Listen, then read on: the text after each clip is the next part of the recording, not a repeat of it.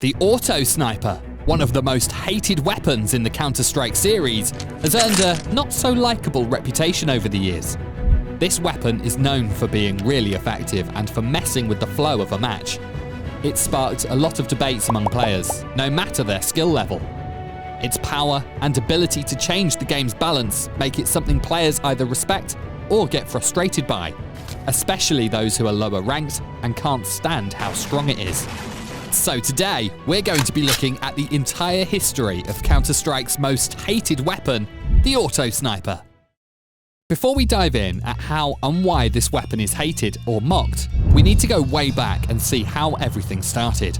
The G3 SG-1 made its first appearance in Counter-Strike Beta 1.0 as the default sniper rifle for both terrorist and counter-terrorist factions.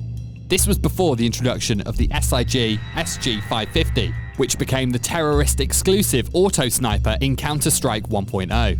Over time, the G3 SG-1 was reworked and transformed into the SCAR-20 in CSGO and CS2, the weapon we all know today.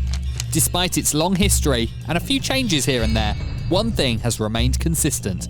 The Auto Sniper has always been the most hated weapon in Counter-Strike. Ever since its introduction, the Auto Sniper was always a weapon designed to dominate. A single shot deals a minimum of 59 damage to an armoured opponent, no matter where it lands. For comparison, the iconic AK-47 deals only 35 damage to the chest or arms, making the Auto Sniper's output significantly more punishing. A headshot guarantees an instant kill, while even poorly aimed shots to the legs require just 2 hits to finish the job. The Auto Sniper's firing rate, a rapid 240 rounds per minute, is another key feature that enhances its lethality. In the right hands, or mouse, the Auto Sniper can unleash a stream of bullets that make a pile of dead enemies easily.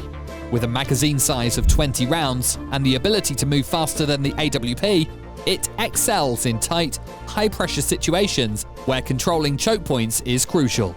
In these scenarios, the Auto Sniper is at its most dangerous, as a single mistake from an enemy team can lead to devastating consequences. Despite its power, the Auto Sniper comes with a hefty price tag. At $5,000, it is one of the most expensive weapons in CS. This steep cost is meant to balance its potential impact on the game. However, in practice, it doesn't always have the desired effect. Teams that can afford the Auto Sniper are typically already ahead in terms of economy, meaning the weapon's high price becomes less of a deterrent. The SCAR-20's reduced kill reward, matching that of standard kills, is another attempt to balance the weapon, but it pales in comparison to the Auto Sniper's ability to secure round victories when used effectively. The Auto Sniper's controversial nature dates back to the early days of Counter-Strike. Whether at LAN parties or online servers, the weapon was often outright banned.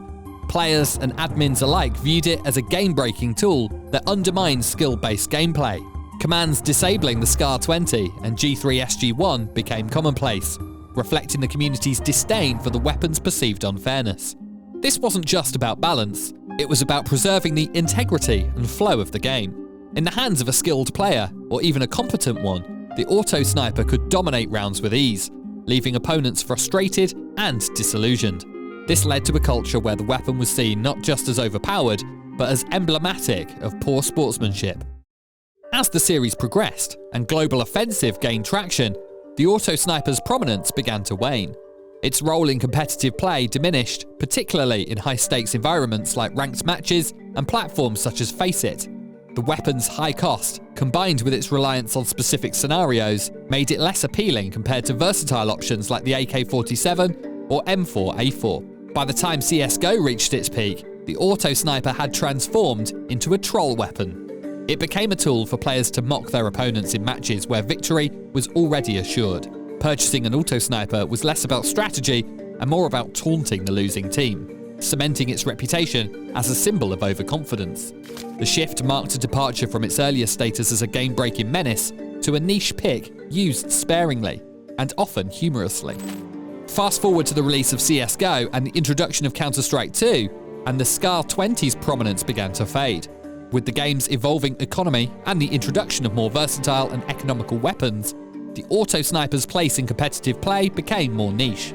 It was no longer the game-breaking weapon it once was, and its use became rarer. Players would still occasionally buy the SCAR-20, but it was often seen as a joke weapon, a pick made out of overconfidence when a team was already dominating. The high price and situational nature of the SCAR-20 made it less practical for serious matches.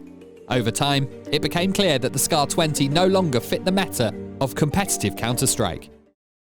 Despite its decline in competitive use, the auto-sniper has never truly lost its infamous reputation. For older Counter-Strike players, the SCAR-20 represents a bygone era, a time when it was the ultimate weapon for frustration. Even though the weapon is now less commonly seen in high-level competitive play, it still carries the weight of its past. The frustration it caused in the early days of Counter-Strike is still fresh in the minds of veteran players, and for them, the auto-sniper serves as a reminder of how much the game has evolved over time. While the SCAR-20's power has been reined in by the changing dynamics of CSGO and Counter-Strike 2, the weapon still has a place in the hearts and minds of the community.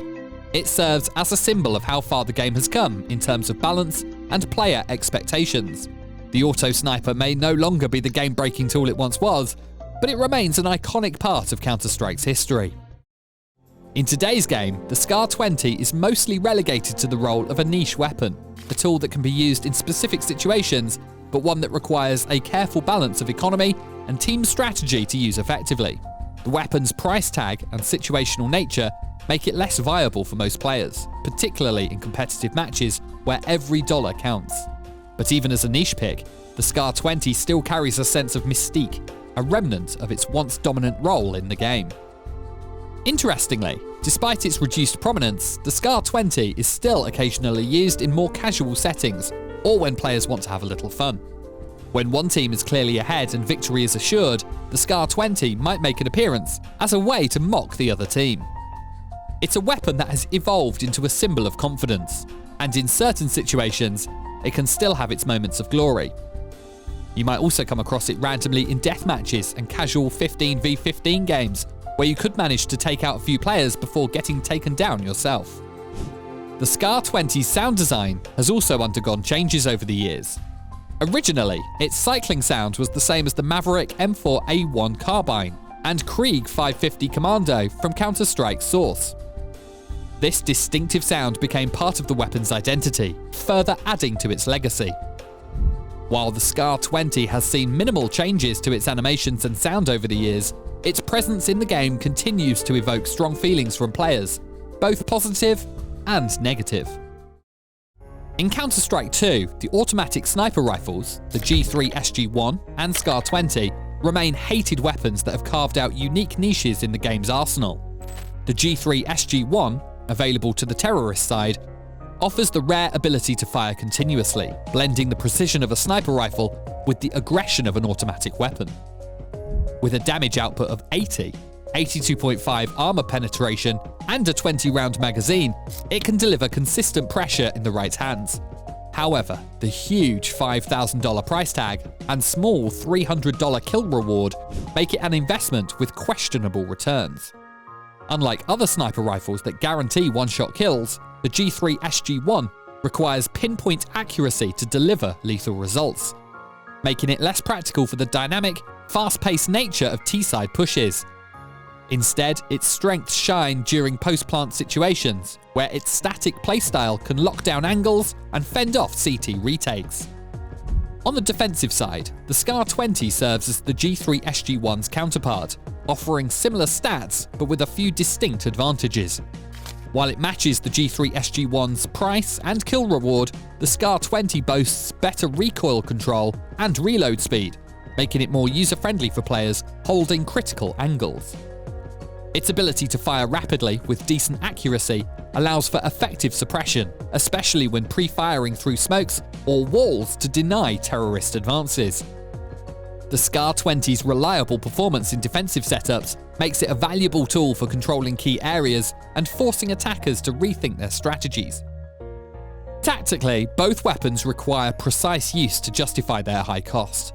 The G3 SG-1 can be a surprising tool for T-side players who anticipate a heavily armed CT defense, using its firepower to preemptively suppress snipers and discourage flanking maneuvers.